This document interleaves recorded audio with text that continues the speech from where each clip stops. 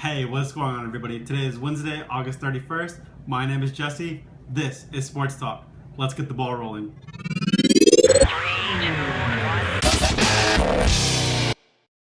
Today, there really isn't a whole lot going on in the world of sports, but there are a couple things I do want to talk about. The first being the devastating injury suffered by the Vikings' 23-year-old rising star quarterback, Teddy Bridgewater. Coming off of a strong 2015 campaign and a divisional title, the Vikings were looking to take the next step in their Super Bowl process by competing for a Super Bowl. It looks like these aspirations have been shot due to the injury. During practice yesterday, Teddy was going through passing drills, and when he went to go plant his back foot, he fell to the ground immediately. Training staff went to attend to him as soon as they saw this happen. It was reported that air casts were put around his leg and that teammates were seen cussing and falling to the knees in prayer once they saw that the injury occurred. As soon as the scene was cleared, the Vikings immediately canceled the rest of practice. After that, the team ran tests to see what happened to Teddy. It appeared that Teddy had completely torn his ACL and dislocated the kneecap. Fortunately for him and the Vikings, this was not as bad as it could have been because there was no nerve or arterial damage. If this had occurred, this would have been career-ending for Teddy. Long-term, Teddy will be okay, but short-term, his 2016 season is done. Now the Vikings turn to 36-year-old backup quarterback Shaun Hill, who has been played sparingly over the last 5 years. By all accounts, Vikings are more devastated that this had happened to Teddy because of the person he is. Coach Mike Zimmer said, "We're going to grieve today and be upset about it. It's more about our feelings for Teddy and for him as a person and getting better than it is about anything else.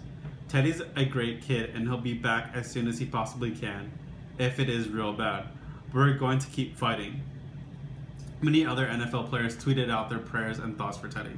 Now that Teddy is gone, the offense is going to be solely reliant on Adrian Peterson, who is now 31 years old.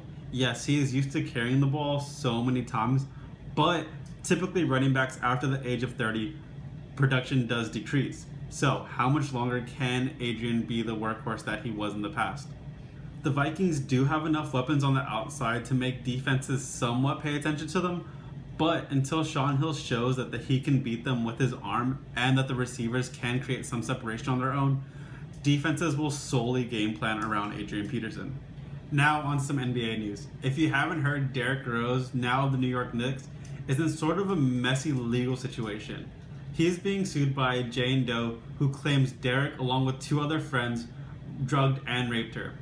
Rose continues to say that the sex was consensual, but as more details begin to be released, it doesn't look so good for Derek Rose. The Jane Doe is said to have had a long-standing romantic relationship with Rose, but as things got further along, Rose began to ask for multiple partners, but she consistently shot it down. The courts have obtained text messages from Rose that were sent to the Jane Doe asking if she would be in a foursome with Randall Hampton and Hampton's girlfriend, but the Jane Doe constantly shot it down again. When asked about this, Rose said, "If it would have turned into a foursome, yeah, it would have been cool." On the night of the alleged rape, Rose asked the Jane Doe to bring over a sex belt. This is one of the reasons that Rose said she is the sexual aggressor in the situation, and this is one of the reasons he claims this is a simple extortion case. Honestly, after reading all these articles, there are two things I have to say. The first being that if this is an extortion case, again, if this is an extortion case and Derek Rose did not rape her, Derek Rose is a freak in bed. If you're his boy, he's going to hook you up with whatever girl he's sleeping with at the time, or at least try to. But Derek, seriously, if the girl you're sleeping with isn't trying to get with your boys, don't push her into it.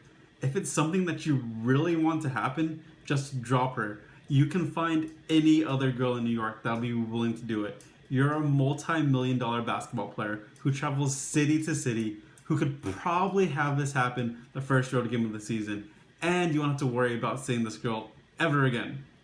But secondly, if this does turn out to be a rape case, I hope this Jane Doe gets every penny she is asking for. Just because she brought over the sex belt doesn't mean she was asking to be game banged by Derek and his friends. Yes, she may have wanted Derek, but she did not want his friends. There is no such thing as a girl asking for it. Unless she flat out told Rose that she wants to have a foursome, she did not give her consent. Even if they were drinking and she said that she wanted to have a foursome, it's still not consent because she is not in the right state of mind. As far as for his time in the NBA, I hope he gets punished as much as the CBA allows him. Just because if it is a true rape case, he'll be traveling from city to city where he could potentially, if he wanted to, do this again to another person. Even though Derrick Rose may not have asked to be a role model, he still is. And if it is true and he did rape this girl, he has let a lot of people down. But he is innocent until proven guilty in this civil suit. So we will see how this case turns out. So that's my opinion. Let me hear yours. Will Teddy Bridgewater come back stronger than ever next year? Do you think Adrian Peterson can lead the Vikings to another playoff run?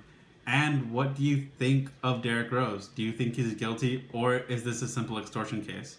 Let me know in the comments down below. My name is Jesse. This has been Sports Talk, and I'll see you tomorrow.